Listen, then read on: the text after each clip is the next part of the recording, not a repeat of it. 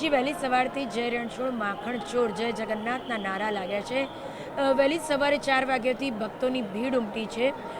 સૌથી પહેલી આરતી મંગળા આરતી 4 વાગે થઈ, જે કેન્દ્રીય ગૃહપ્રધાન અમિત શાહ અને ડેપ્યુટી સીએમ હર્ષ સંઘવીના હાથે થઈ અને હવે થોડી જ વારમાં પહિંદ વિધિ માટે સીએમ ભૂપેન્દ્રભાઈ પટેલ આવી પહોંચે। જ્યાં સુધી વાતાવરણની વાત છે ત્યાં સુધી મારી પાછળ આપને બતાવું કે આ 3 રથો, જેમાં સૌથી આગળના રથ ઉપર ભગવાન જગન્નાથ બિરાજમાન છે, તે આપ જોઈ શકો છો।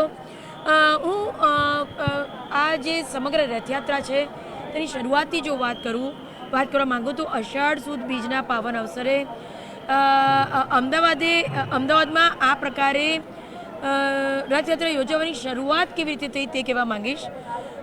અમદાવાદના જમાલપુર વિસ્તારમાં આવેલું ભગવાન જગન્નાથજીનું આ મંદિર લગભગ 4 સદી જૂનું હોવાનું માનવામાં આવે છે।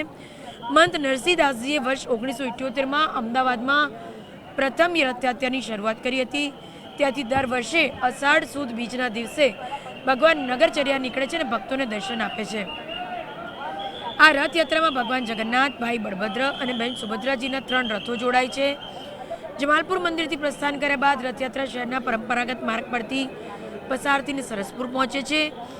સરસપુરને ભગવાનનું મોસાળ માનવામાં આવે છે, જ્યાં ભગવાનનું ભવ્ય સ્વાગત અને મહાભોગ યોજાય છે।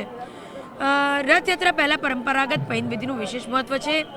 મુખ્યમંત્રી ભૂપેન્દ્ર પટેલ સોનાના ઝાડુથી રથનો માર્ગ સાફ કરીને પહિંદ વિધિ કરશે।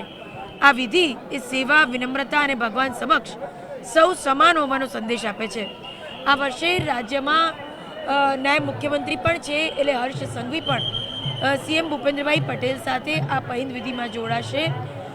હાલ આરતીમાં તો તેઓ જોડાયા જ હતા, પરંતુ પહિંદ વિધિમાં પણ તેઓ જોડાશે અને આ જે 3 રથ છે તેમાં સૌથી પહેલાં જે ભગવાનનો રથ છે તે ખેંચીને રથને પ્રસ્થાન કરાવશે। જી વહેલી સવારથી જય રણછોડ માખણ ચોર જય જગન્નાથના નારા લાગ્યા છે।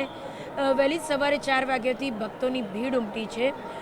સૌથી પહેલી આરતી મંગળા આરતી 4 વાગે થઈ, જે કેન્દ્રીય ગૃહપ્રધાન અમિત શાહ અને ડેપ્યુટી સીએમ હર્ષ સંઘવીના હાથે થઈ અને હવે થોડી જ વારમાં પહિંદ વિધિ માટે સીએમ ભૂપેન્દ્રભાઈ પટેલ આવી પહોંચે। જ્યાં સુધી વાતાવરણની વાત છે ત્યાં સુધી મારી પાછળ આપને બતાવું કે આ 3 રથો, જેમાં સૌથી આગળના રથ ઉપર ભગવાન જગન્નાથ બિરાજમાન છે, તે આપ જોઈ શકો છો।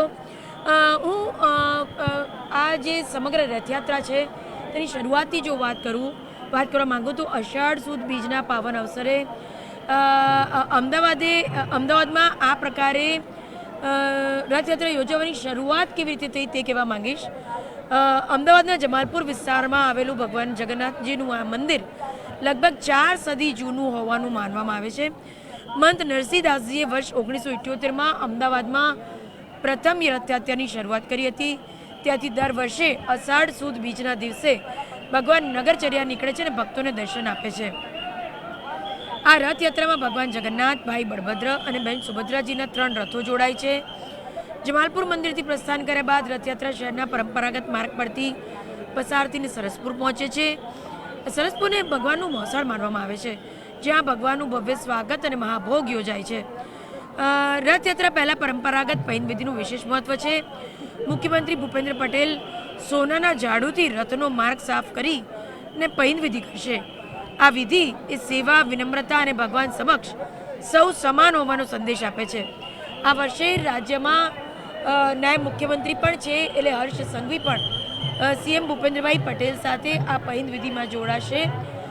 હાલ આરતીમાં તો તેઓ જોડાયા જ હતા, પરંતુ પહિંદ વિધિમાં પણ તેઓ જોડાશે અને આ જે 3 રથ છે તેમાં સૌથી પહેલાં જે ભગવાનનો રથ છે તે ખેંચીને રથને પ્રસ્થાન કરાવશે।